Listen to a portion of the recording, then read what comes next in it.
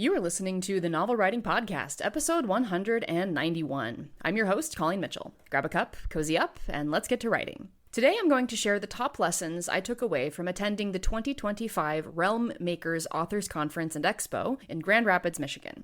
Realm Makers is a Christian sci-fi and fantasy conference specifically for authors in the speculative genres. It was created over a decade ago in response to the gap in the community and conference circuit for these authors. I didn't find out about Realm Makers until late 2024 when I met Carla Hoke from Fight Right, and she told me about the conference. This was my second ever authors conference, the first being Author Nation in November of 2024, and I can unequivocally say that Realm Makers is where my people are, and it will be a staple for me going forward. So, what did I learn from the conference? Number 1, don't underestimate how important it is that you find your people. Before I went to Realm Makers, I didn't know that there were so many Christian authors out there. At Author Nation, as great as that was for a first taste of a writer's conference, I only crossed paths with one person who also had a Christian ribbon on his badge, and we unfortunately never crossed paths again. Finding your people is essential. It means that you have a community of people who are like you, who understand you, even if they don't write the same things that you write.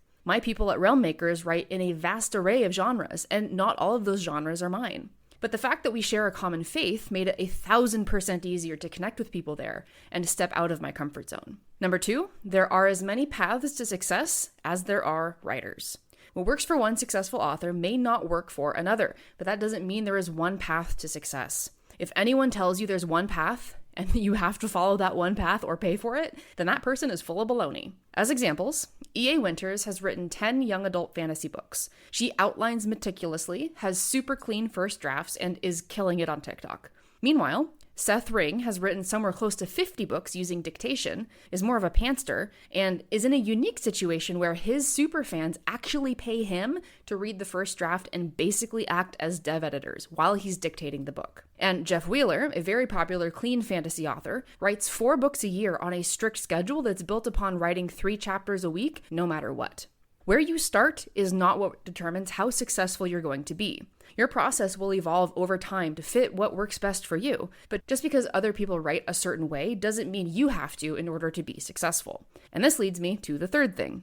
Don't knock something until you try it. When I first told my writer friends about Seth Ring's insane ability to dictate a 120,000 word book in 6 days, they didn't believe it. It sounded too good to be true. It sounded like a scam. It sounded like he was sacrificing quality for quantity, etc. But just because something is new or different or inconceivable to us doesn't mean that it isn't real or doesn't work. That doesn't mean all processes are equal or will work for everyone, but it does mean that we shouldn't dismiss someone else's process or even their success just because what they do doesn't fit into our existing worldview.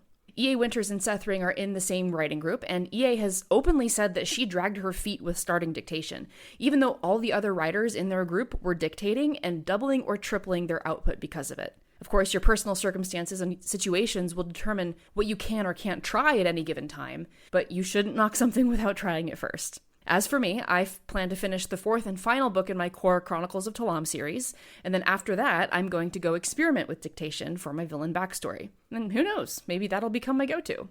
And number 4, if you don't ask, the answer is already no.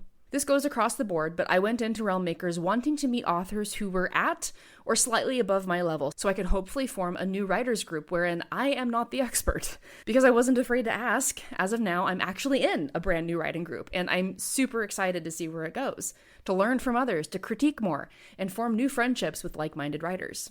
I also asked several people to be guests on the podcast, and you will be hearing from some of them in the coming weeks. If I hadn't been willing to tell people that I have a podcast or ask people to be on the podcast, then the answer was already no.